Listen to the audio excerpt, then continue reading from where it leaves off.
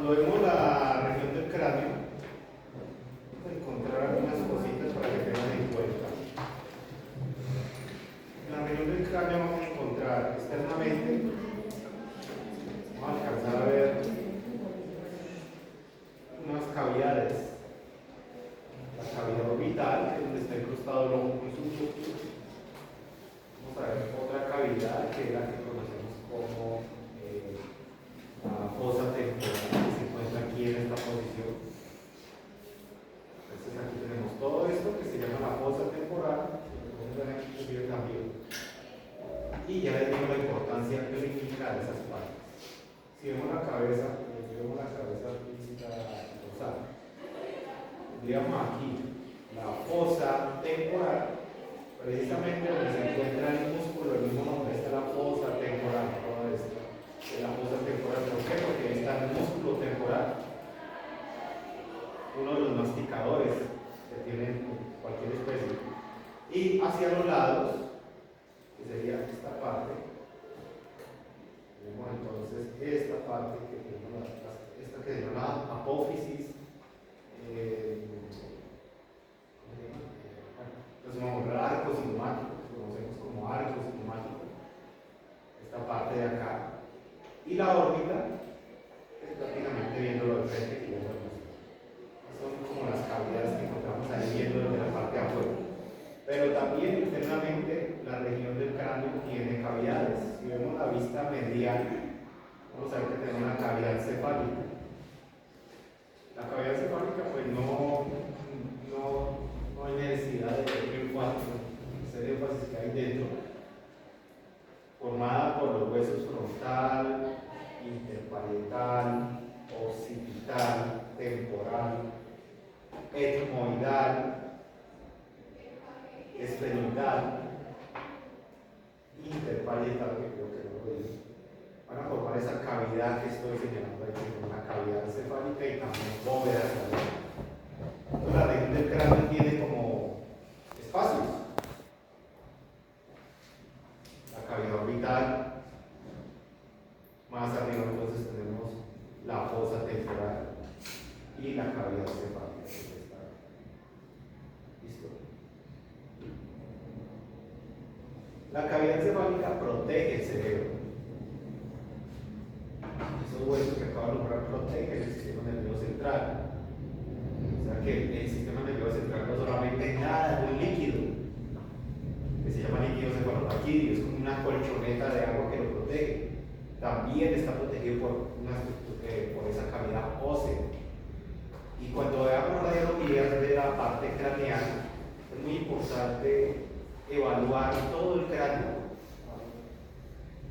para determinar traumas craneoencefálicos, inclusive diferenciarlos de líneas de crecimiento normales. Aquí tenemos una línea de crecimiento normal y si nosotros no sabemos esto en una radiografía, podemos decir que erróneamente esto es una fractura que hay aquí. Y no, aquí la articulación esfero-occipital se cierra hasta los 6 a 5 años. O sea, un animal de 6 a 5 años puede tener una fisura aquí radiográficamente parecida a una fractura. No podemos decir una fractura. Entonces hay que también aprendernos esas suturas, fisuras o articulaciones del cráneo, cuáles mantienen abiertas y hay que hacer. Pues para trauma craneoencefálico es muy importante. Vamos a hablar de eso ya cuando estemos ahí. Por ahora, pues las cavidades que se forman ahí, los órganos que están ahí. De la cavidad de la región del cráneo no vamos a hablar más, como les digo, que ya después lo vamos a intentar ver. Si vamos a las regiones otra vez, del cráneo. Bueno, unos términos importantes de unas regiones. Nosotros hemos escuchado que a esta parte de acá, a la que está formada por el arco cigomático, esta parte de acá, se llaman las sienes, o las sienes, porque pues podemos estar hablando de ambos lados. Las sienes prácticamente están formadas por la porción escamosa del temporal. Este hueso que sale acá, que inclusive hace parte de ese arco cigomático ya nombrado, a esa parte la vamos a llamar las sienes del caballo. esta parte de acá, todo esto es la sien. ¿Dónde recibió el golpe el caballo? En la región de la sien. Ya sabemos que es la región donde se encuentra el arco sigmoide.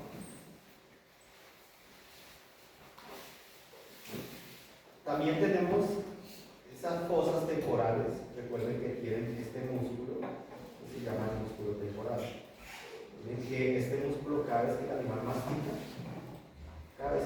mastica, ese músculo prácticamente se vuelve cóncavo. Cuando usted ve un caballo masticar, usted ve que esta parte se hunde, ¿sí?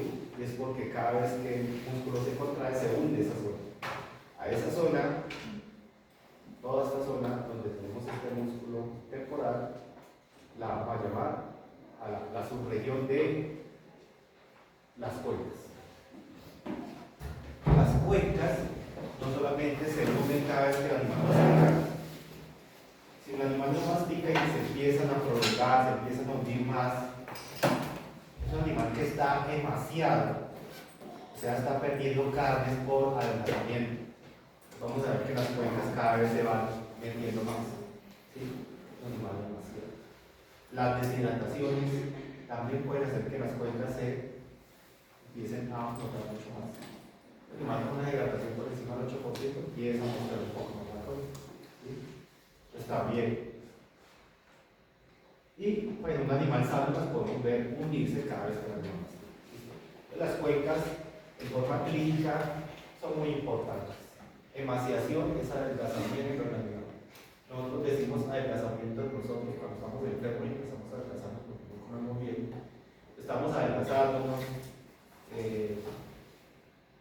en caballos o en animales en general. Estamos hablando de emaciación. Entre más demasiado un animal, más delgado está.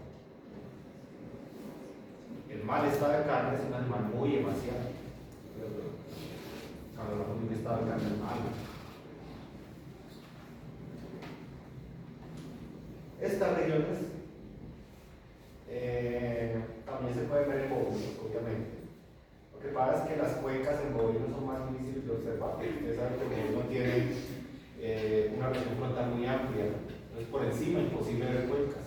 Las podemos ver por los lados y abajo las sienes. Las cuencas van con las apófisis cornuales, entonces es difícil ver ese grado de concavidad que sí puede verse mejor en el equino. ¿Listo? ¿Qué otra patología nos puede dar? Puede marcar mejor esas cuencas? Atrofia del músculo temporal. Una patada que le den el caballo en el temporal. Si un caballo le da una patada de otro acá, recuerden que aquí pasa el nervio masticador, una de las ramas del trigemio, es el mandibular. Y una patada acá daña el nervio y todo nervio motor dañado termina en atrofia muscular. Y la atrofia muscular por lesión esto sí no lo van a preguntar, pero para que lo tengan en cuenta. Nosotros tenemos un daño en una neurona motora, en un nervio motor, la atrofia se da muy rápido. Después de días el músculo empieza a chuparse, a atrofiarse. Mientras que las atrofias por desuso es por dolor. Si usted le duele un pie, no lo apoya. Si esto va en el tiempo, las atrofias por desuso a largo plazo, las atrofias son más lentas. Pero cuando son de origen nervioso, eso es una cuestión de días que el músculo empieza a desaparecer. Entonces, esas son hallazgos que nos dicen, no puede tener una atrofia muscular, una atrofia por dolor, por desuso. Todo es clínica, pero de que usted sepa la anatomía un poquito. Bueno, entonces eso de esta región, que lo llaman subregión, está en el cráneo, que son las cuencas y las sienes, y las cavidades que se forman ahí en esa región. Pasamos a esto, pues es decir, esto también quedaría ahí en la cabeza, pues, pero esto no tiene importancia. Me echó todo el pelo que tiene el caballo acá. Obviamente la otra especie no tiene ni ser. Los perros sí les hacen mechón y todo eso, pero no, si no más lo mucho.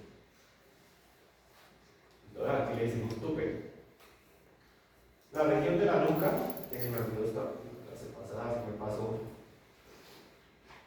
muy importante esta región. Cuando uno habla de la región de la nuca, está hablando de la articulación atlanto-occipital o región de la nuca. Miren que algunas regiones tienen el nombre de la articulación acá que está relacionada. Vamos a ver que esto, por lo menos, región de la nuca es la misma región atlanto-occipital, la articulación que está ahí debajo.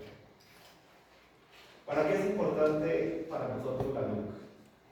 En clínica, como vamos a hacer en la práctica, cada vez se hace igualito y se saca el mismo líquido cefalorraquídeo, extracción del líquido cefalorraquídeo. A esa técnica se llama técnica raquídea. La técnica raquídea es la función del espacio subaracnoideo donde se encuentra el líquido cefalorraquídeo.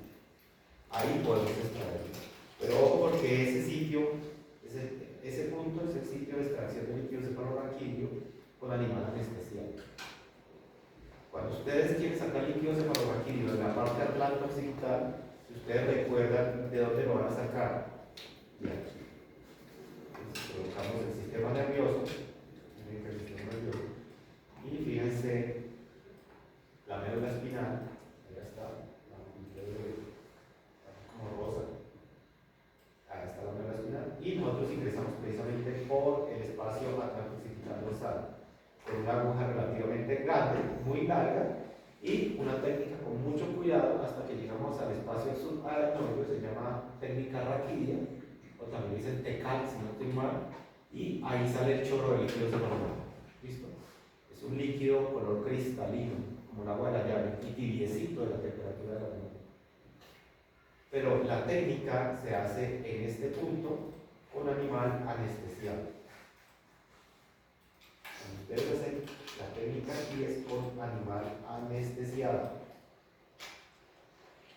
Y la técnica, que ya no estaría en la región de la nuca, sino caudal a la región de la nuca, la raquídea, a nivel atlantoaxial, se puede hacer animal en pie. ¿Por qué? ¿Dónde está el espacio más grande? Adelante.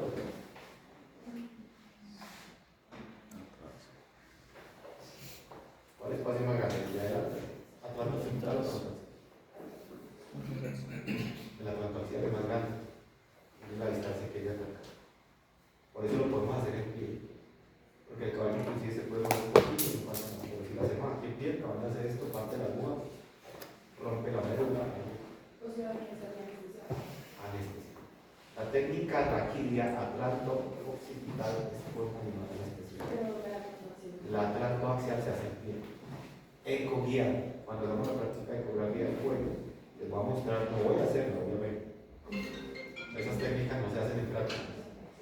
Pero les voy a mostrar la ecografía de esa región donde va la nuca.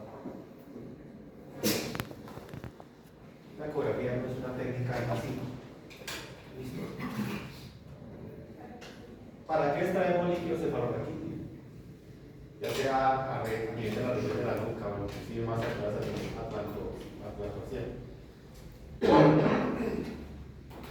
El líquido cefalorraquídeo, recuerden que se usa para diagnosticar, pero también es una vía donde podemos tratar inclusive.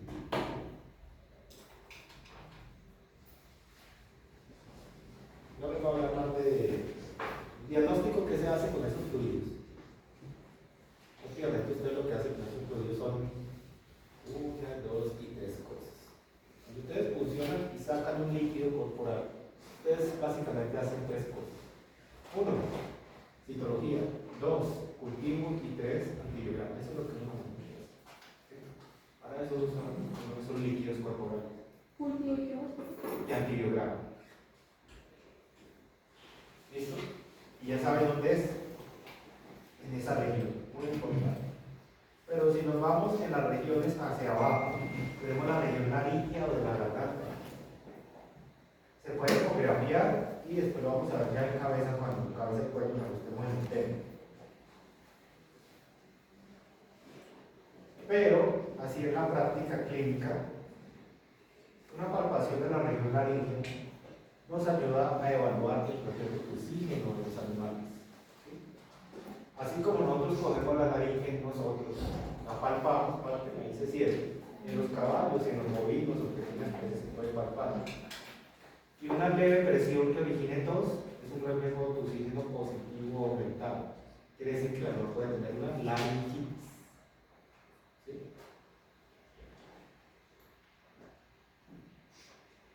Y esto se prueba acá.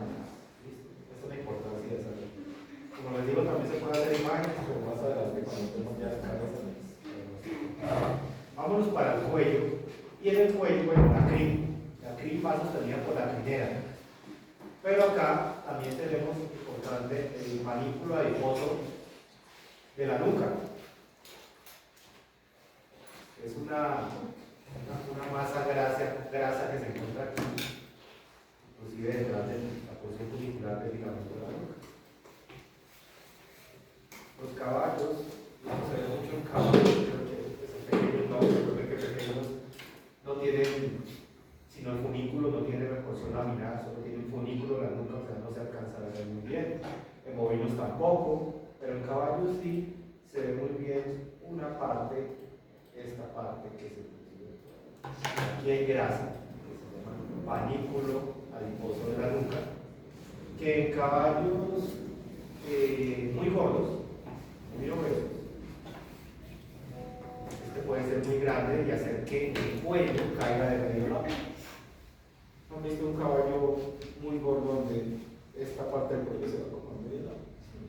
¿Alguno han visto? Es porque son caballos muy gordos, ¿cierto? A ese tipo de caballos los vamos a tener siempre sospechosos del síndrome metabólico.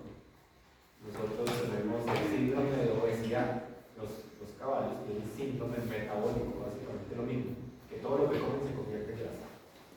¿Sí?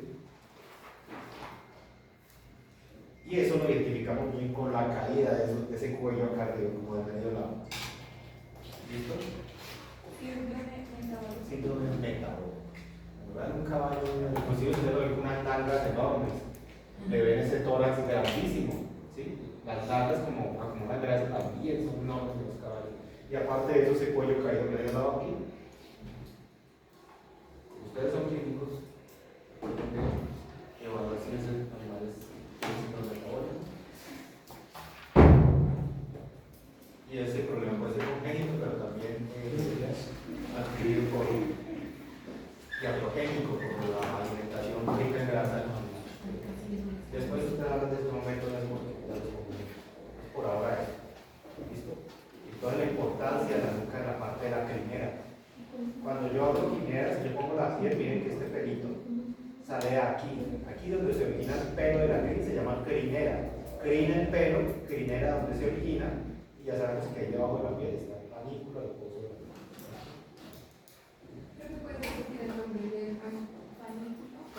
Panículo adiposo de la nuca. Pero hay una raza de caballo que tiene un bordo, ¿no? ¿Eso tiene que ver con eso? Paso que el caballo criollo. El caballo criollo no debería tener ese panículo adiposo tan grande. Es que lo que pasa es que como los propietarios les gusta tener los carros tan gordos. Un caballo grande se ve. ¿Qué ejercicio se hace? Y aparte de eso le dan alimentos periodizados, concentrados, ricos, proteínas, grasas, carbohidratos. ¿Qué termina ese caballo? Sí, no es caballo. No, es el caballo. Y eso trae sus consecuencias, pero lo vean en medicina interna por ahora está bien. Bueno, sigamos con las regiones. La tabla del cuello está ahí por debajo de la crin. La crin está tapando, pero no hace parte de la tabla del cuello. La tabla del cuello pues, es toda la parte lateral del cuello. En los músculos, pues bueno, hay unos músculos, recuerden que los músculos están por planos. Los planos musculares de ese cuello pues se ven aquí. Y la tabla del cuello está conformada por no solamente los planos más superficiales, como el trapecio, el esplenio, el cerrato ventral, el tracto encefálico con sus porciones, todos esos son parte de la tabla del cuello. Pero a lo que voy con la región de la tabla del cuello es este triángulo, esta parte que se forma acá. Yo voy a colocar unos límites aquí primero por eso. Miren que si yo pongo este músculo, tenemos aquí el trapecio, porción cervical, luego este otro triángulo que está formado por el cerrato caudalmente el subclavio y ventralmente tenemos como límite este que hay acá.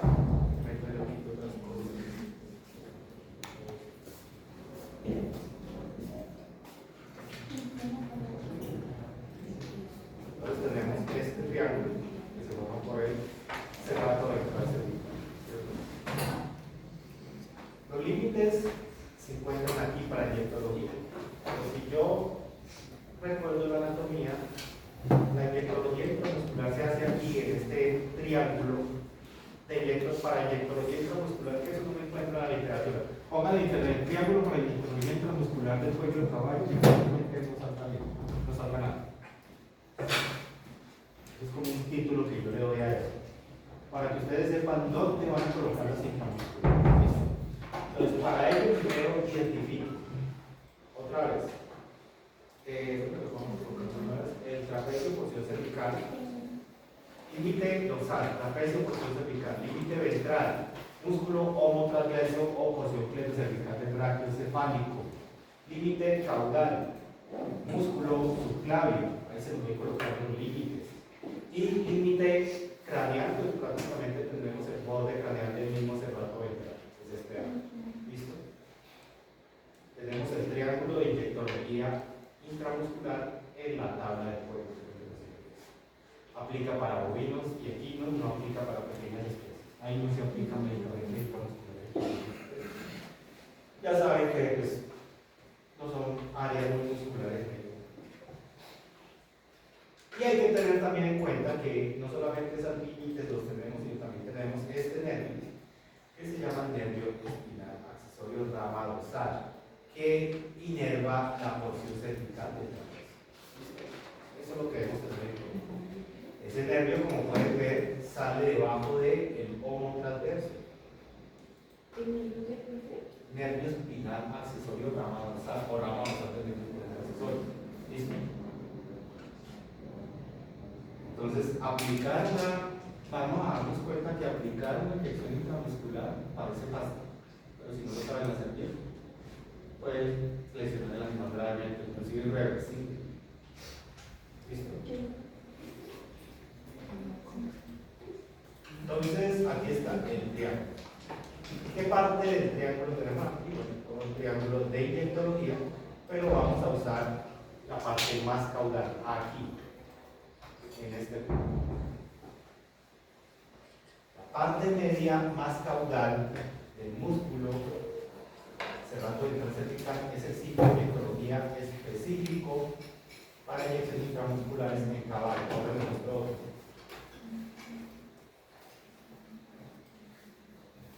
Mucho cuidado, siempre háganlo aquí, en la parte media. Nunca lo hagan en la parte inferior del triángulo. ¿Por qué? Porque lesionan el nervio espinal accesorio. Pero ahí no es para identificarlos, ellos tienen como un huequito. El caballo, ¿cómo se ve? El caballo cuando usted pone la piel, inclusive aquí en este.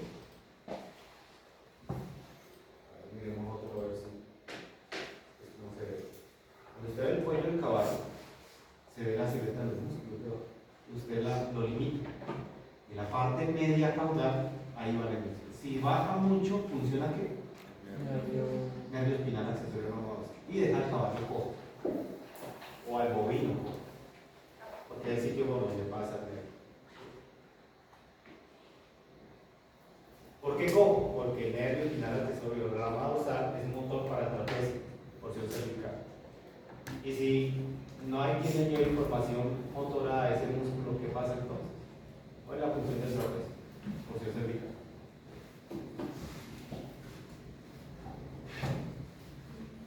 Estamos hablando de anatomía, ¿cierto? Aplicada clínica. Entonces, si ustedes funcionan el nervio, no hay quien le lleve información motora a través de porción cervical y ese músculo lo que hace es elevar y enviar la escápula hacia el craneal. Entonces el caballito les va a arrastrar la pata. Doctor, usted le aplicó una inyección al caballo ayer. Mire, amaneció rico de la mano del lado donde usted aplicó. ¿Qué pasó? Es tan raro, ¿no? Pues que le puso la inyección en el nervio. ¿Sí? Y el problema es un problema Estos se pueden recuperar con terapia, el otro 50% pierde el nervio y el animal queda con su mejor. ¿Listo? Ojo con eso. Tabla del cuello y sitio de inyectología intramuscular. ¿Cómo lo llama el profesor? ¿Qué ángulo de inyectología intramuscular? De la tabla del cuello. Ese es mi nombre, no van a buscarlo en libro porque no, es que no hay un nombre específico. Triángulo de inyectología intramuscular de la tabla del cuello. Ahora entre paréntesis. Referencia a la hora. Es que ahí no van a encontrar ese tal triángulo. Aquí tenemos otro sitio muy importante que es para inyectología endovenosa, que es el surco yugular. El surco yugular se supone que es un sitio seguro en grandes animales, pero también en pequeños, inclusive en perros lo usan mucho. A algunos clínicos les gusta el surco yugular en perros para colocar medicamentos endovenosos. Primero delimitémoslo anatómicamente y después vamos a ver los usos, las técnicas y los inconvenientes que puede tener acá. Porque aunque es un sitio que se supone que es muy fácil para aplicar medicamentos en la vena, es muy peligroso también. Ya les digo por qué. Cuando nosotros vamos a delimitar el surco yugular, ¿sí? Debemos tener en cuenta unos músculos aquí también, unos vasos sanguíneos y unos nervios que van. Aquí está el surco yugular, mírenlo acá. Inclusive aquí también sale el surco yugular más bonito. Si nos regresamos acá y nos vamos a la miología del cuello, por acá, podemos ver la yugular, miren acá lo bonita que sale. Miren la yugular lo bonita que sale. Un poquito más. Miren la. ¿Se acuerdan de la yugular? La yugular que recibe esta que es la vena maxilar y la que viene por debajo del limbo facial. Inclusive la limbofacial también se puede funcionar a veces cuando se alcanza a ver. Pero en función de la limbofacial o de la yugular. Pero fíjense que la yugular se va haciendo más profunda en la porción media del cuello. Y es por ello que uno prefiere funcionar la vena de la porción media hacia adelante y no tanto de la porción media hacia atrás, porque aquí no solamente se profundiza más, sino que está el músculo cutáneo del cuello que la tapa también. Entonces les aconsejo que la hagan de la porción media hacia adelante, también como se expone mucho más. ¿Listo? Los músculos que limitan ese surco yugular es este que se llama el número 4, que es el músculo brachiocefálico, y ventralmente el esternocefálico. Ellos dos van a formar el surco yugular y lateralmente, caudal, también tenemos prácticamente cubriendo el surco yugular el cutáneo del cuello. Si fuera cutáneo del cuello, si fuera la porción más cardíaca sería el platismo, ¿no? Pero el cutáneo del cuello que estaría acá. El platisma es una porción del músculo cutáneo del cuello que es mucho más craneal y que está más desarrollado en caninos, felinos, en equinos, por ejemplo, platismo ni se habla porque no está desarrollado, solo tiene esta porción más cauda. Bueno, entonces, si seguimos acá, esta parte ya no la tengo, pero voy a quitar esos músculos ya mencionados y vamos a encontrarnos la vena por acá, un poco mal ubicada en el programa, pero no importa, está muy profunda ya, vamos a encontrar la vena yugular, la arteria carótida común, inclusive en ese surco yugular, y el nervio vago, que lo conocemos como tronco o los simpáticos en realidad. Como el resto del músculo. Ahí queda. Y tenemos el resto de nervios también para que ahí queda. Entonces, venopunción es la otra técnica que usamos mucho para extraer sangre o funcionar la vena yugular. Voy a colocar la silueta de la piel va por acá. Y nosotros hacemos función a diferentes grados. Normalmente, si vamos a colocar una inyección congénita, que es lo que llamamos inyección en polvo, nos gusta mucho usar esta dirección, pero no tan inclinada, un poquito más acostadas. Más o menos abordando unos con la vena, vamos a formar unos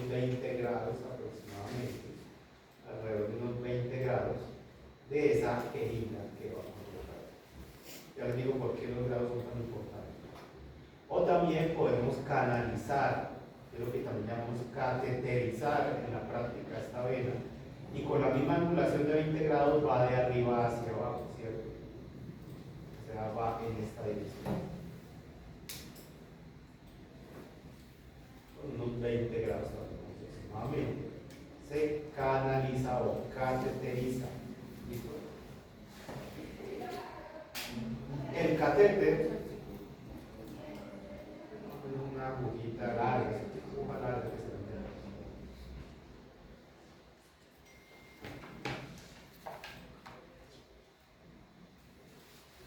Aquí y el otro. La angulación es muy importante, porque fíjense que si cambiamos la angulación nos vamos a otros que no deberíamos estar. Si aumentamos la angulación, vamos a ingresar a arteria y la cosa sí se puede llegar, ¿cierto?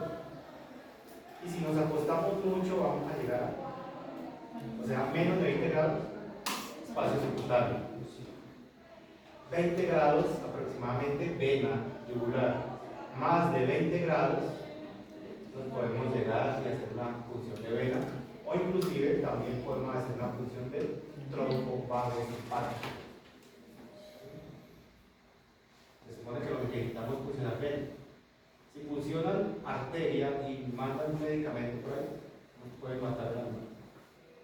Que rápidamente viaja al cerebro. Como estamos en anatomía aplicada, pues obvio que pues tengo que preguntar.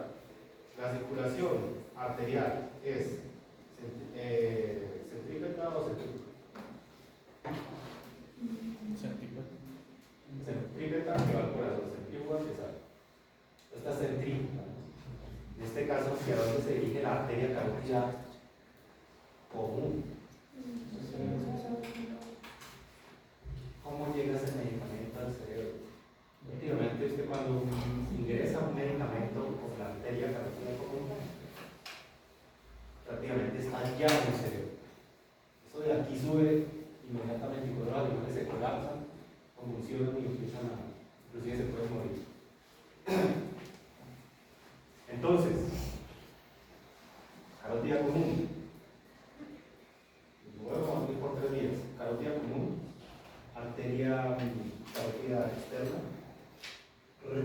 arteria maxilar, red mirabilis, sistema nervioso central. Entonces también podemos llegar por otro lado, por la carótida externa y también por la carótida interna y también por la occipital. ¿Listo? Por esas vías puede llegar al sistema nervioso central.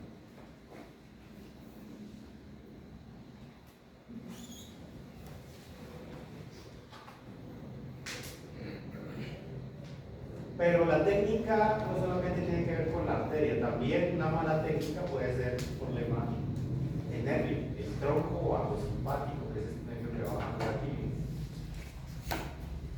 Cuando funcionamos el tronco o algo simpático, y esto pues se puede dar de tarea para que lo vean, podemos inducir, o sea, podemos originar iatrogénicamente, glosario iatrogénico, que es cuando el médico o el que maneja el animal origina la enfermedad por mal manejo. Son iatrogénesis. Iatrogénicamente podemos originar una enfermedad que se llama síndrome de Horner, con H. Horner, con H. Me lo van a leer para el viernes. ¿En qué consiste el síndrome de Horner iatrogénico? Esa es una tarea para el próximo viernes. Síndrome de Horner iatrogénico.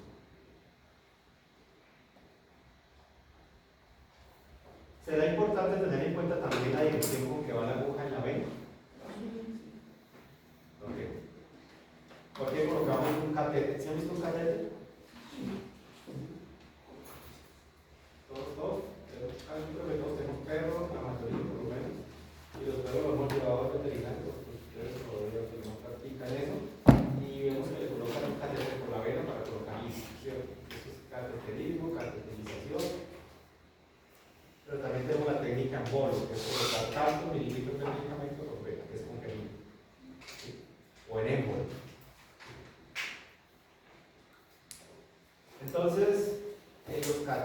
siempre van con esta dirección. O sea, el catéter siempre lleva la dirección que centrípeta o centrípeta. Centrípeta. Mientras que los bolos de medicamento, o sea, estamos hablando de jeringas con agujas, pueden ir así, pero también pueden ir con la misma angulación, pero así. Pero el catéter siempre debe ir con esta dirección. ¿Por qué? Para explicarlo rápidamente, tenemos la vena, ¿cierto? Y las células que van en la vena, ¿recuerdan en histología o en fisiología dónde van? Ellas cómo viajan. Tenemos un corte transversal de la vena. Los glóbulos rojos, ¿dónde viajan? ¿Por el centro o por la periferia? Por el centro, muy bien. Los glóbulos blancos también por el centro. O sea, lo que son células en general, glóbulos rojos, glóbulos blancos y otras que las llamamos plaquetas, viajan por aquí en el centro. Eso es lo que llamamos flujo laminar. ¿Y por fuera qué va? El plasma. El plasma va por aquí por fuera, ¿listo? Esto es lo que llamamos un flujo laminar. Es como viajan las células dentro del vaso sanguíneo. ¿Listo? Ya entendido esto, si yo coloco este catéter así, mirando hacia arriba, como si fuera una jeringa, normalmente uno cateteriza un animal ¿para qué? Para colocar medicamentos en grandes volúmenes, inclusive una hidratación puede durar hasta horas.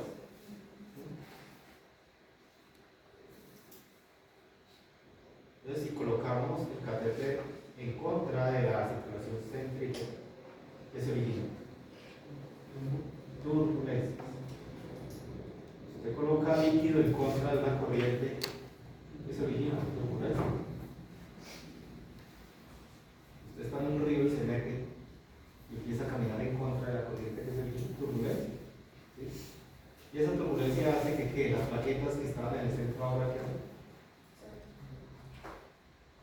empiezan a pegar alrededor contra las paredes del vaso, y entonces un cateterismo en contra de la corriente sanguínea venosa puede originar una tromboembolia. ¿Sí me entienden? Tromboembolia. Una tromboembolia. ¿Y es por qué? Porque estamos originando una turbulencia que va a durar horas, formando trombos y embolos que la tromboembolia es antigrave. ¿Sí? Infarto cardíaco, infarto cerebral, infarto pulmonar. ¿Sí? Entonces siempre los catéteres van con dirección a la circulación venosa, o sea, céntrica, nunca de nivel contrario. ¿Cómo sabemos que estamos en una arteria o en una vena? ¿Medicamos por vena o por arteria? Por vena, sí. ¿Cómo evitamos funcionar una arteria y colocar un medicamento por arteria?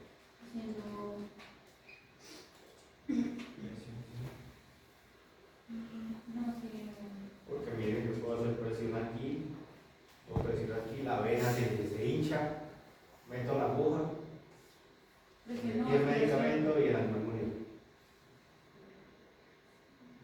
¿Qué angulación usé? Más de 20 grados. Entonces, si ustedes creen que funciona una vena, pero la sangre se empieza, la jeringa se empieza a cargar solita, como si hubiera un fantasma jalándola, eso es una arteria. Por la presión que tiene la musculatura arterial, por eso hay una presión. Entonces, la arteria carga las jeringas solas. Ojo, no van a aplicar. La sangre de la arteria es color rojo intenso, como saben, esa arteria. La sangre venosa es rojo oscuro. por los colores. Soy sincero, yo he sacado la sangre arterial, normalmente rojo intenso, pero a veces encuentro un rojo casi similar en la vena. Entonces no se confíen por el color. La verdad no se confíen por el color. Confíense por lo que pasa con la jeringa. Si la jeringa se les carga es arteria. No mediten por ahí. Y si colocan un catéter, ustedes saben que los catéteres llaman beneficio, ¿cierto? Que es la manguerita que va a los suelos. Si cateterizan una arteria, ¿qué pasa? La sangre empieza a subir. En lugar de bajar el suelo, empieza a subir sangre, como si estuvieran colectando sangre para la transfusión. Empieza a subir contra la gravedad. Eso es arteria. Una pregunta, y por ejemplo, cuando pone pues el catéter y eso, y que dicen que para verificar si está cogida la vena, uno baja como la bolsa y si se devuelve es que está bien cogida. ¿Ahí sí está bien cogida la vena o es arteria? Ah, sí.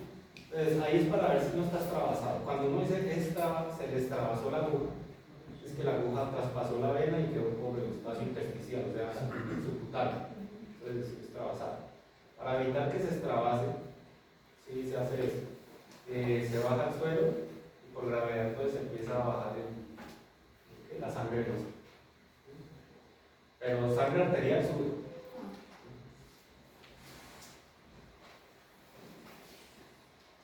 Bueno, esto en cuanto a la angulación, muy importante en el surco yugular, y ya les dejé la tarea.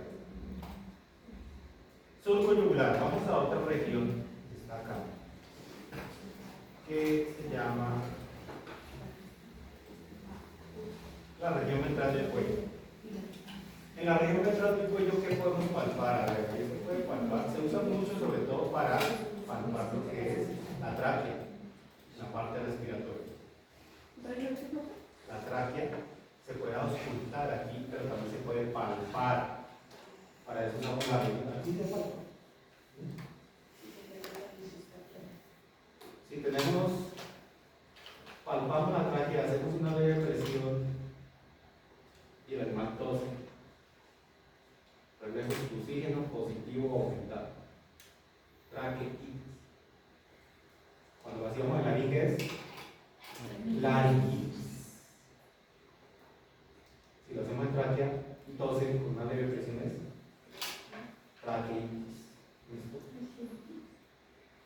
Podemos estimular el reflejo de oxígeno fácilmente si un animal tiene inflamación de esas vías respiratorias superiores.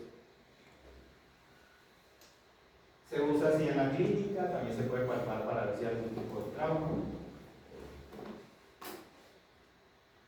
Una anécdota que tengo inclusive acá en la práctica. A veces cuando los caballos ponen a pelear se dan una patada aquí, rompen los cartílagos de la tráquea, los anillos cartílagos de la tráquea. La tráquea se colapsa y el animal se empieza a ahogar. Entonces, uno palpa a ver dónde está. Entonces, ¿a qué voy? Precisamente era una práctica de anatomía aplicada. Sedamos el animal, creo que para hacer una ontología. Y bueno, dejamos, el animal pasó la sedación, era una yeguita de acá, una de las que hay, no murió gracias a Dios. Y la yeguita ya le pasó el efecto, la media hora, y la llevamos caminando hacia el potrero. En el potrero hay otra yegua muy similar, también castaña, que se la llevan mal las veces.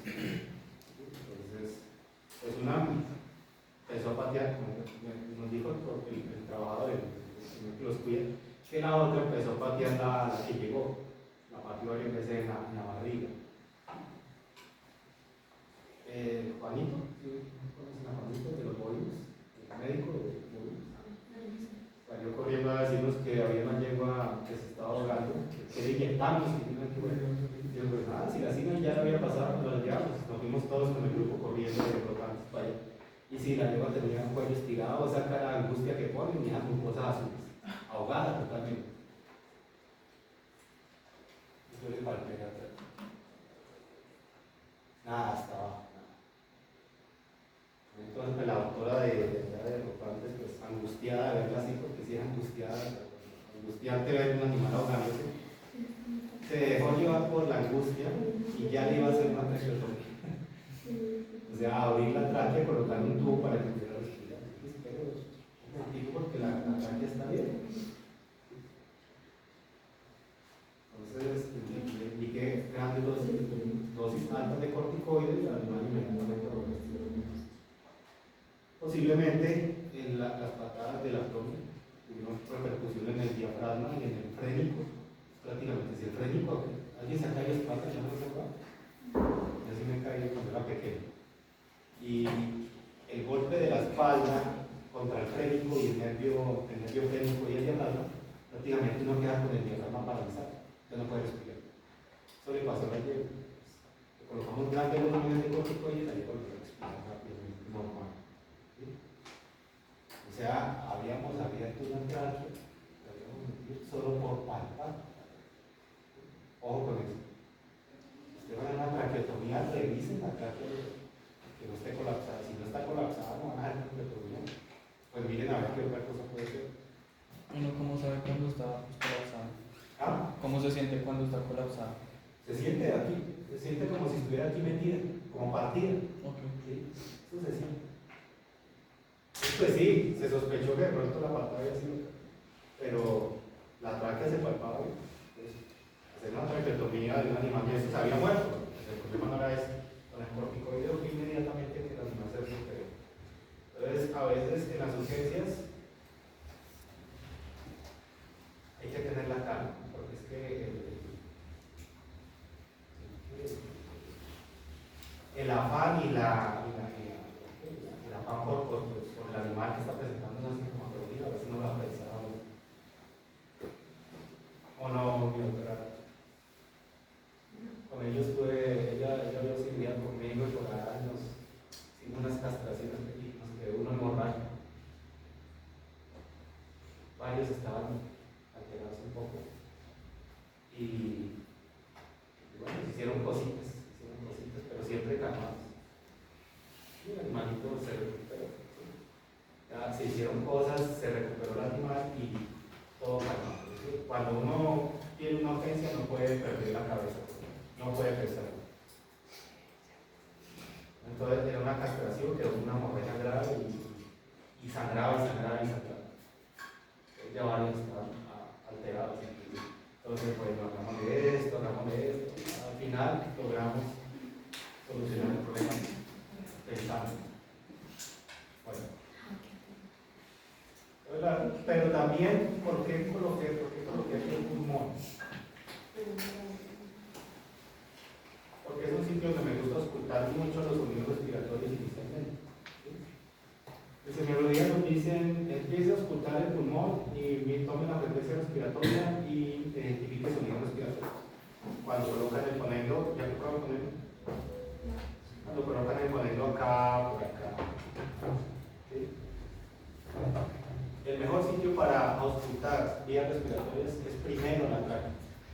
Porque al igual que una trompeta, las vías respiratorias del pulmón son muy estrechas y pequeñas, difícilmente auscultables, mientras que la tráquea magnifica los sonidos respiratorios. Yo puedo aquí auscultar la frecuencia respiratoria, pero también puedo escuchar sonidos que no son normales en la respiración. Y son dos básicamente los que ustedes escuchan. Sibilancias estertores. ¿Sí?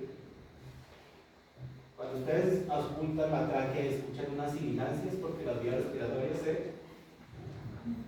cerraron en la música. Y estertor es que hay moco o líquido en vías respiratorias. Eso es lo que pueden auscultar en tráquea, aquí, poniendo con el escopo. Un sitio donde se magnifican los sonidos. ¿Listo? Ya una vez ustedes escuchan sibilancias o estertores, que no es normal, ahora sí se van a escuchar campos de auscultación pulmonar. Pero no es acá primero y después allá, no, primero acá y después se va para el pulmón.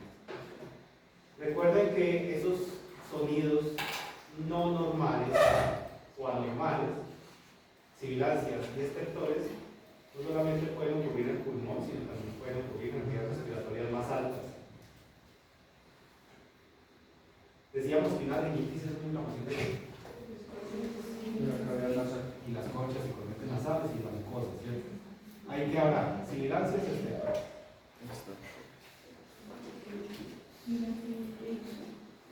Moco. Sibilancias.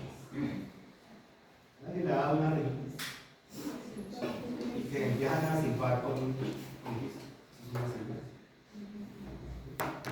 un estertor.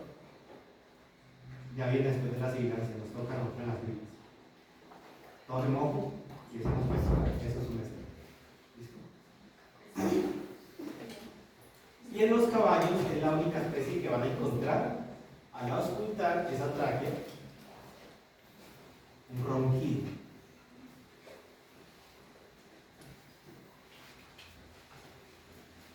Los caballos roncadores son caballos que son sospechosos de miopía, una enfermedad de caballos, inclusive muy común. ¿Listo? Y se escucha aquí roncar el animal. Y ronca el animal, no está perseverera ni nada, ronca en todo momento, sobre todo cuando hace ejercicio. Podemos sospechar de una enfermedad ahí. ¿Listo? Solo los dejo sus nombres porque ya eso pues, pertenece a la incidencia. Entonces miren la importancia de la tráquea. Surco yugular, tabla al cuello, es importante, inclusive el funículo de la nuca y su tejido adiposo también son muy importantes. Tabla del cuello y vámonos por aquí por el dorso y tenemos la región de la cruz, es el sitio donde se toma la alzada, pero también el peso en estos animales. Pequeños animales, pues, de pronto la alzada porque el peso de pequeños animales es una reproducción más básica. Pero ¿cómo cogemos un animal de 300 kilos y lo tenemos en una báscula? No. Entonces, para ello vienen unos medios o unas herramientas que son como unas tiras que nos sirven para medir no solamente la alzada. Cuando nosotros hablamos de la altura, en caballos se toma desde la cruz hasta la base de sustentación. Eso se llama alzada de ellos. Pero también podemos determinar el peso del animal con una cinta que le da la vuelta al tórax, de lado a lado. ¿Listo? Siempre teniendo en cuenta la región de la cruz. Esta. Si lo hacen más atrás o más adelante, está mal tomada la medida. ¿Listo? La cruz, sitio donde se determina la alzada y el peso del animal. ¿Listo? Para eso sirve. Vamos atrás y tenemos la región del dorso.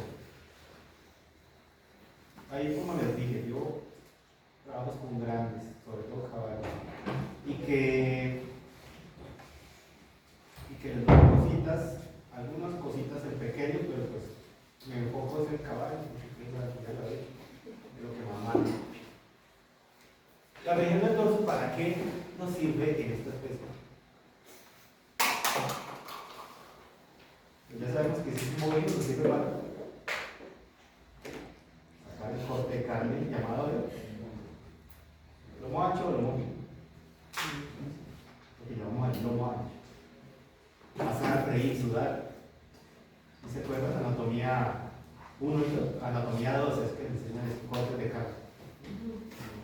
Pero si es un caballo, bueno, también el lomo, esta región del dorso, sabemos que es para montar.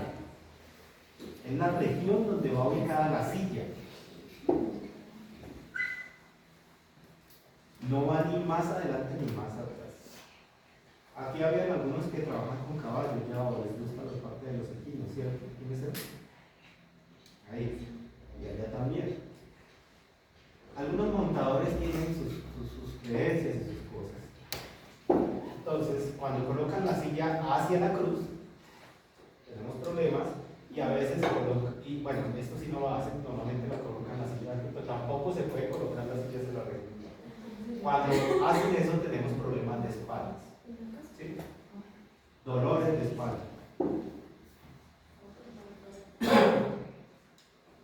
Entonces la silla siempre anda en dorso. Miren que la región craneal del dorso limita con este puntito que les voy a colocar acá rápidamente. Este puntito acá. Más adelante. Ahí, casi que es la misma. Y aquí voy a poner el dorso. Aquí la parte más craneal acá.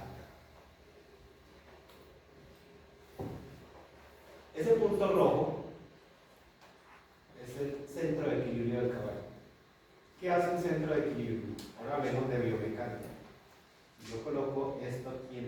mitad y que se equilibra, ¿cierto?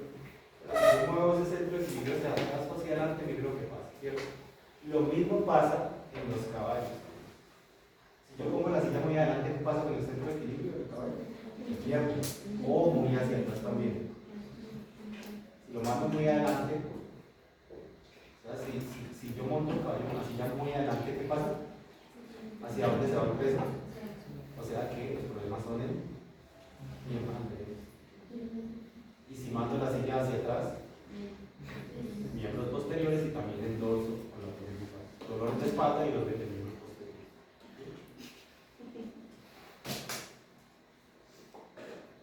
Hay un libro que les recomiendo que es de biomecánica del equino, de la doctora Hilary Clayton, no es la Hilary Clinton, no es Clinton, como la esposa del presidente de Estados Unidos, ex-presidente.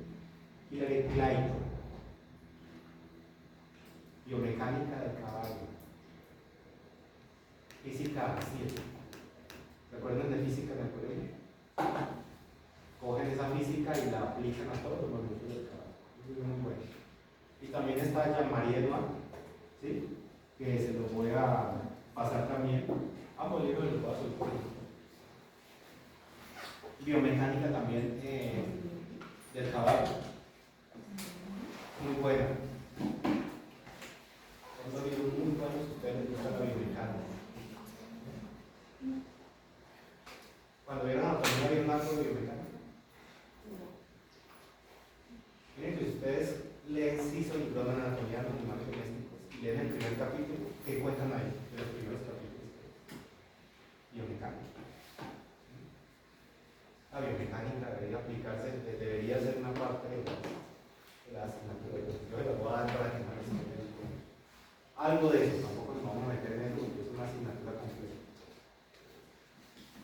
La región lumbar. A ver, esta parte no vamos a entrar mucho en detalle. Ya hablamos del corte de carne en bovino.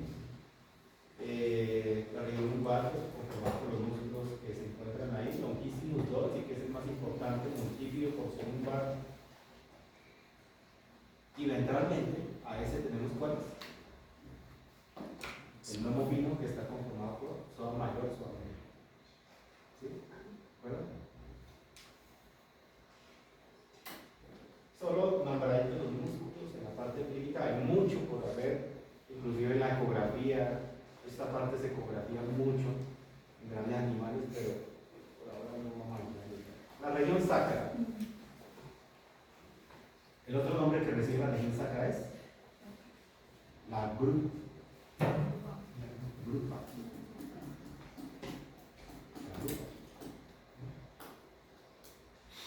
Ya sabemos por qué llama la región sacra.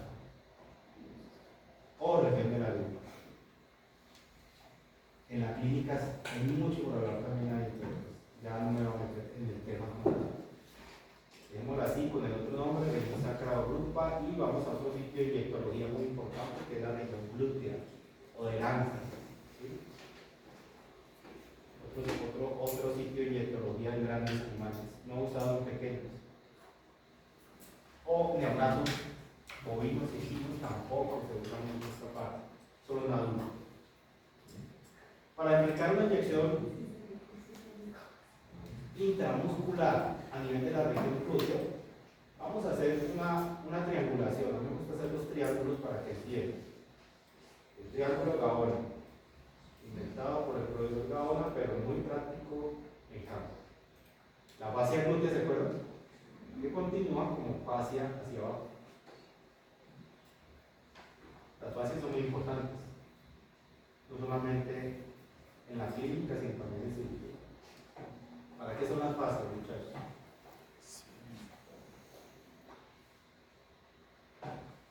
Separa músculos. Separar músculos, tabiques musculares, muy bien, ¿qué más?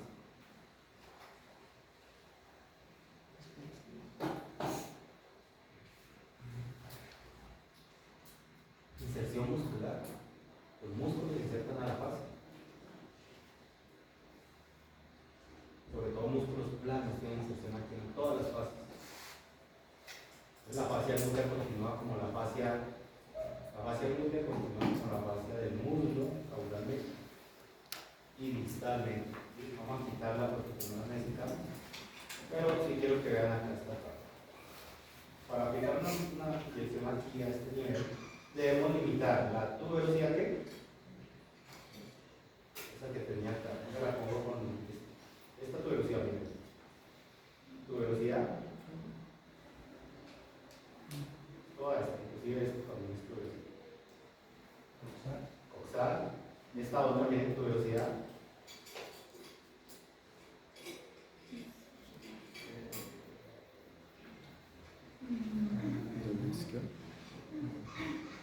Saca. Y ahora vamos a hacer esto. La distancia que hay de acá a acá es la misma distancia que hay hacia atrás, triangulares. Y el sitio de inyectología es la porción caudal de este triángulo. Es ahí. Ahí se colocan los medicamentos intramusculares en grandes animales. Inclusive a veces no son tan grandes, con la misma mano uno puede triangular. Sobre todo un curio que no es tan grande, uno mira tu velocidad y después triangula, parte caudal del triángulo. Y esto nos garantiza que estamos aplicando el medicamento en donde, en este músculo que es el más grueso de todos los glúteos, que se llama glúteo medio. Glúteo medio. El glúteo medio del caballo inclusive es más grueso que el del bovino.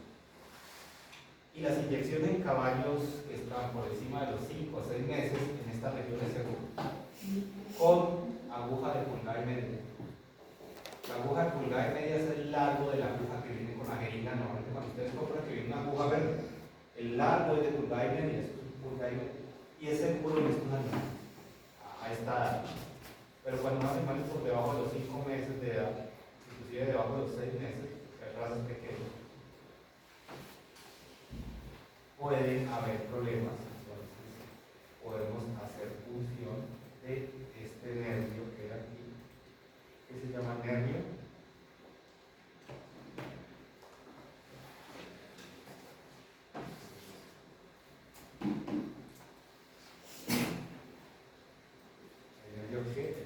ciático. Glúteo craneal ciático.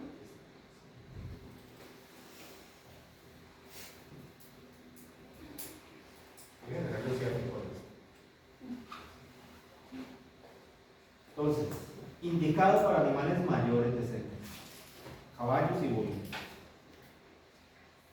Y totalmente contraindicado en neonatos. Mucho menos en pequeñas especies. ¿Por qué? Porque podemos lesionar ¿qué? El nervio ciático o isquiático. Y una lesión del nervio ciático o isquiático que no es original.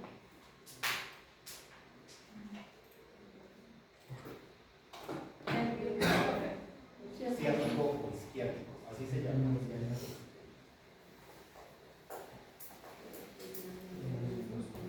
Si yo coloco una inyección ahí, algunos nos han aplicado inyecciones en la nalga y algunos que explican inyecciones duelen más que otros, no es que sea la mala mano, lo que pasa es que la inyección está muy cerca de mí. Por eso duelen algunas veces y otras que ni se sienten, porque estamos muy cerca de él. Pero donde la aplique sobre el nervio, sale muy solo.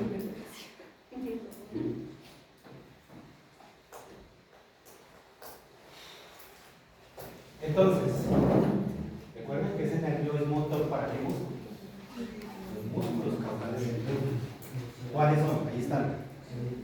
Muy bien. Ajá. ¿Y ese? El que está aquí al lado.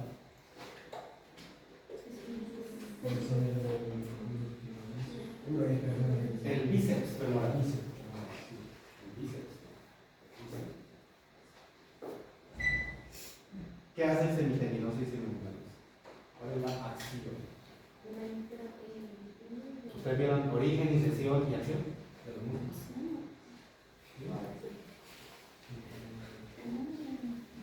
¿Alguno vio con el doctor Pedro antes de eso? Origen, inserción y acción. ¿De acuerdo? Inervación, irrigación del músculo. Esa no es anatomía adulta.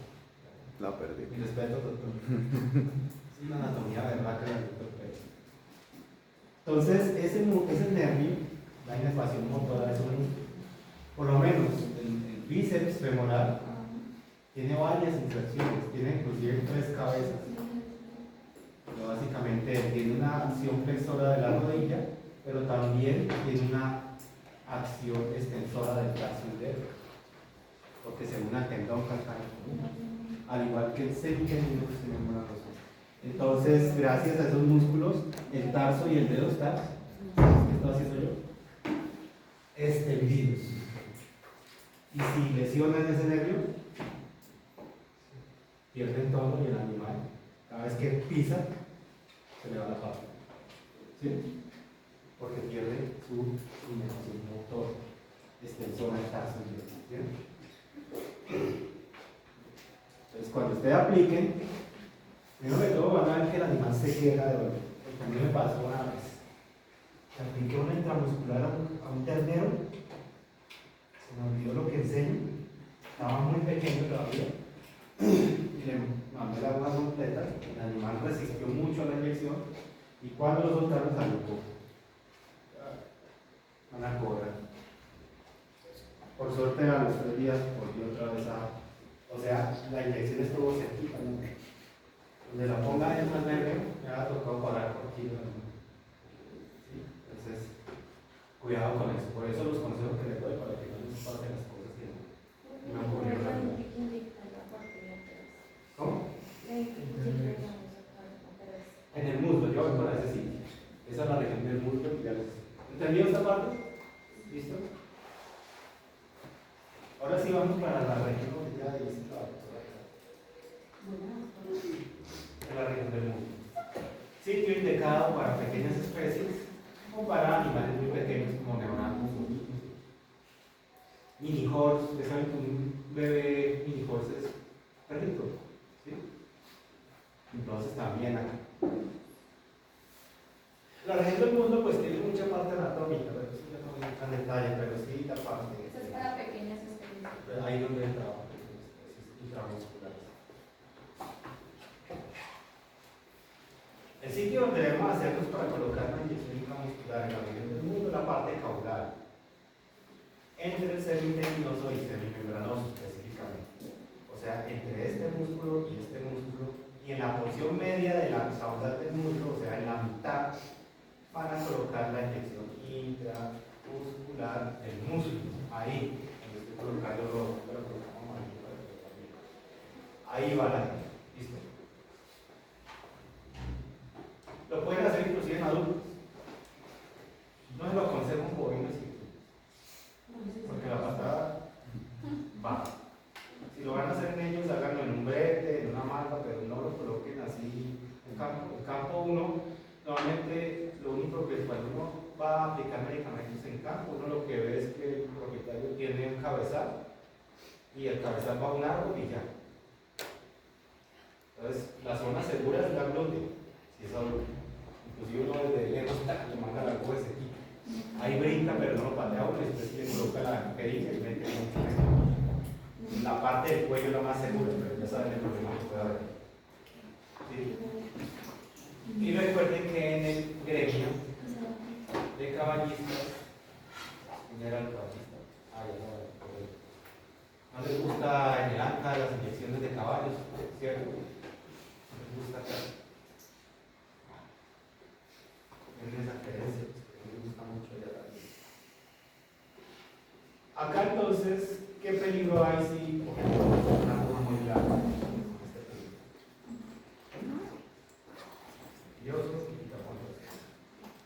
Aunque es un sitio relativamente seguro para animales muy pequeños, hay que tener cuidado, porque si la aguja es muy larga y el animal es muy pequeño, podemos lesionar nervio tibial o inclusive nervio peroneo.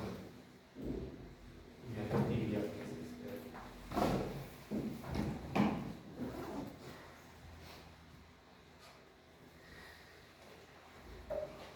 porque la aguja con cada medida es larga para un pinche.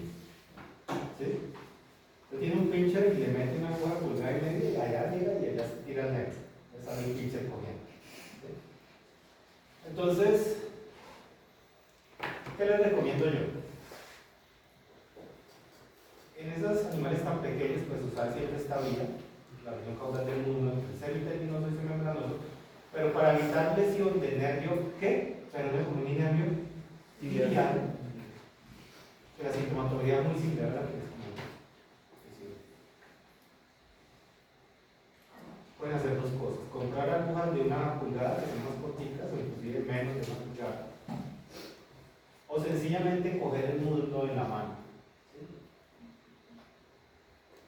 Cójanse el semitendinoso y semimembranoso ustedes. Lo pueden agarrar en la mano así. ¿Sí lo pueden agarrar? Pues como yo tengo ese músculo en la mano, la aguja ya sé que va hasta acá. ¿Listo? En ovinos, en ovejas, en cabras, toca ahí. Porque ellos inclusive el glúteo es muy plano, pueden dañar el cierre. Ovinos, cabras, ahí toca. Perros, gatos, ahí toca. Y neonatos, otros, ovinos, toca. ¿Listo? Pero tengan cuidado con eso. Y la otra, ¿no? Cortar el capuchón y colocarlo de guía para que la aguja no se ponga. Pero lo básico. ¿Se han visto cómo hacen? Si tiene 1 pulgada de aguja de 1,5 pulgadas, el capuchón que la cubre la corta en la mitad y ahora tiene una aguja. Ya, solo entra hasta ahí. No pasa nada. Hay muchas cosas, esos son varios truquitos que les enseñan a hacer después. Miren la inserción a nivel del tendón calcáneo como que les decía. Por eso son músculos extensores del tarso y del. Bueno.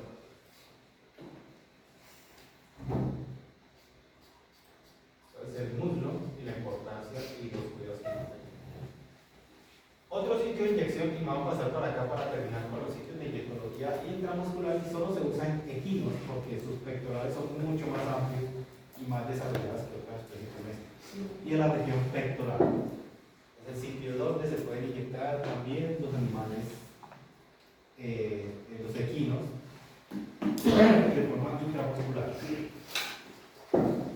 Es la última opción, y es que no es peligrosa, inclusive es la parte más segura porque no hay ninguna estructura nerviosa ni vascular que pueda dañar. Pero es un sitio donde tiende a enquistarse las inyecciones. Cuando ustedes les dicen quiste, ¿qué es? Una bolita llena de agua. En este caso la bolita puede ir de pus, y eso es lo que llamamos absceso. O sea, las inyecciones ahí se pueden inflamar y pueden llenar de agua o líquido, eso es lo que llamamos enquistarse, inclusive inflamado alrededor. Entonces, aunque es un sitio seguro, no es muy recomendado. ¿Que por qué se enquista ahí, no tanto en los otros sitios? Posiblemente por la irrigación que tenga, no sé. Pero la literatura habla de inyecciones intramusculares en la región pectoral de solo caballo, no lo vayan a hacer en otra especie. Y, sin embargo, tiene la fama de enquistarse en las inyecciones. O sea, se inflaman, se llenan de agua por dentro, duele bastante, son difíciles de manejar después. Esos son los sitios de inyección intramuscular. Unas paravillas. Los sitios de inyección subcutánea en grandes animales solo usamos el sitio entre la tabla del cuello y la espalda o aquí, el pliegue cutáneo. Esa región es grande en grandes animales, es amplio ahí. Y normalmente se colocan vacunas o medicamentos específicos para la inyección subcutánea. ¿Listo? Miren que la vía tiene que ver mucho. Porque era que las vacunas van a ir subcutáneo. Bueno, y otro sitio, en perros también se usa, ¿se han visto que a veces les cogen la crisis? O un sitio donde he visto que da muy buen resultado en perros, por lo menos mis perros lo he visto, que van flojos para la vacuna, si son tan flojas que cuando las voy a vacunar me empieza a temblar las manos y a sudar. Finalmente termino llevando a la veterinaria vacuna. Yo no soy capaz de vacunar mis perros, me da miedo. Porque es que chillan, son muy consentidos. Van al veterinario y no hacen nada. Entonces, he visto que él le gusta colocar el pliegue grave y casi no molesta nada. Es un buen sitio para inyecciones subcutáneas en perros también. Mientras que grandes animales solo usamos acá, la región entre el cuello y la espalda. Ahí se coloca, se coge la piel, el pellizco, y ahí debajo va la inyección. Nunca coloquen una subcutánea en muscular, si no lo indican en el momento. Ojo con eso, sobre todo con los... Hay algunos multivitamínicos, normalmente los multivitamínicos, ustedes han visto que los colocan intramusculares. Complejo B, multivitamínicos en general son intramusculares. En general. Y una vez me confié, que porque todos los... No, preciso vino un producto que viene subcutáneo, es raro ver un multivitamínico. Y se lo puse intramuscular. Después se enquistó, se formó un absceso y dije, pero este medicamento, ¿qué pasó? Todos los multivitamínicos más intramusculares, ¿qué pasó? Hasta coloqué alcohol, enroqué, limpié la zona, hice todo lo que tenía que hacer. ¿Por qué se formó eso? Puse las gafas solo para inyección subcutánea. Y es que los medicamentos subcutáneos vienen muchos de ellos oleosos, como aceite. Y un oleoso en un músculo. Desde mi bolsillo me tocó tratar el acceso y entregarle al propietario un caballo 2 a 3 semanas después, mientras eso maduró, reventó y eso. Todo por no leer y ser. Entonces, mucho cuidado. Aunque nosotros sabemos que algunos medicamentos en su mayoría vienen por una vía, ojo, porque hay algunos que vienen. Inclusive algunos antibióticos. La sulfatinol, ¿cuál es la sulfatinol? ¿Cuál es la que el sertiojur? La molécula del sertiojur viene para aplicación intramuscular, pero hay moléculas que no vienen recomendadas para caballos porque les originan anafilaxis. Siempre viene el producto para qué especie viene y la vía. Bueno, vamos entonces hacia la parte distal. La región de la pierna, bueno, la cola, eso no tiene problema. Donde nace la cola, recuerden que se llama maslo de la cola. El maslo de la cola, aquí donde nace la cola. Sitio para hacer epidurales en caballos. Y distalmente tenemos la región de la rodilla o babilla o patela.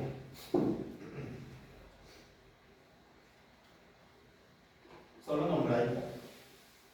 Después vamos a ver las técnicas de autocentesis en cada vez que vamos a hacer. ¿Listo? Yo ya le dije a un José pues, que me ayudara con esos animalitos. Posiblemente la otra semana apenas lleguen los animales que sacrifican, los vamos a hacer en cada vez. ¿Listo?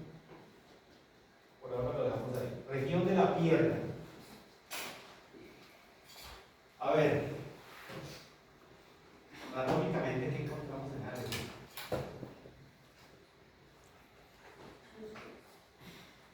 El fémur.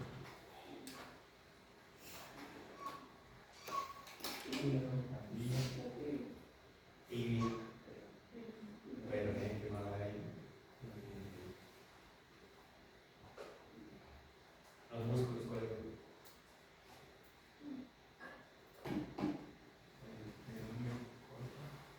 Si es perro, pero no corto, pero no largo. ¿Qué más? Pero no común, si es un poquito. Tercer peroneo circóvico, el equino. Es fibroelástico. Muy bien, ¿qué más?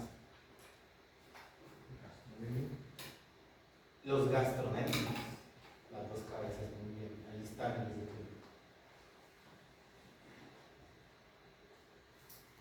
Esto es muy bueno tener en cuenta qué región.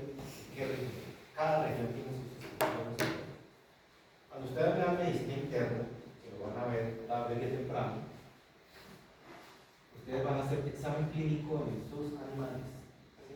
Perros, gatos, caballos.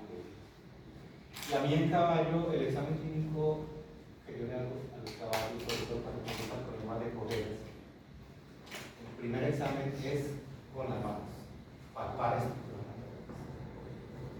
Pero con eso hay que tener en cuenta las estructuras anatómicas que estén palpando. Entonces, si yo palpo ahí el tendón calcáneo común y le hago bolsita y la misma de una vez rechaza el dolor de la pata. Que necesitamos hacer rayos X, hacer bloqueos, hacer un poco de cosas por palpación ya es otro problema. Pero ¿cómo? Conociendo las estructuras anatómicas. Región del tarso o corvejón. Región del tarso o corvejón. ¿Cuáles son los huesos del tarso? Lo vamos a infiltrar también en la práctica. En la práctica vamos a ver todas las articulaciones y vamos a hacer infiltraciones de esos articulaciones. Van a ver cómo sale el líquido sinovial, babosito, todo eso. A ver. Primera fila del tarso. O articulación tarso-crural. Formada por huesos.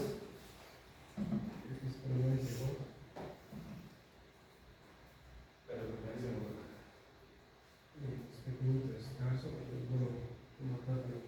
Eso es claro, claro. Tienen que tener claro eso. Primero y segundo tarsiano van en la fila distal. La articulación tarso-crural. Rápidamente, díganme los huesos que la componen, no más. El astrágalo, El astragalo, muy bien. el calcáneo, El calcáneo. el hueso que mencionó 2 y 3. No, pero la tarsocrural. Ah, ok. La tibia Y y la cóclea, no la tibia. Esa es la tarsocrural. Ahora la intertarsiana próxima. Sí. el hueso tarsiano 2 y 3. El tarso central 4. Entonces la intertarsiana próxima está compuesta por astrágalo, calcáneo y central del tarso. La intertarsiana distal. A ver, ponemos huesos.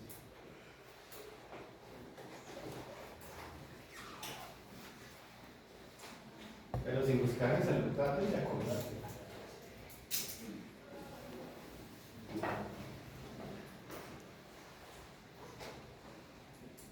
Miren que esa anatomía es clara. ¿Alguien tiene familiar ingeniero acá? ¿Ingeniero electrónico? ¿Ingeniero mecánico? ¿Qué hacen ellos para armar y desarmar cosas? Usar planos. Y los usan ahí. Nosotros tenemos la desventaja que el plano. Nosotros para hacer cualquier cosa, una cirugía, un examen clínico, una inyección, una simple inyección, debemos tener el plano del caballo. No le estoy pidiendo que el 100%, porque inclusive yo no me lo sé completamente. El caballo, el bovino, el perro. Pero los planos, o sea, toda la anatomía debe estar en la cabeza por lo menos un 70%. 70%. Un profesor de anatomía sí debe tener un 100%, 90% de ese plano en la cabeza. Nosotros como clínicos con un 70% ya. Y se van a dar cuenta que en radiología y en ecografía, que vamos a ver, aplicada a miembro anterior y posterior, la anatomía que vamos a ver ahí es un 60%, un 50% nada más de lo que ustedes vieron al diagnosticar. Pero hay que tenerla clara en la cabeza. Entonces, vamos a dejar hasta ahí esta la región de la piel. Tienen una tarea para el próximo viernes.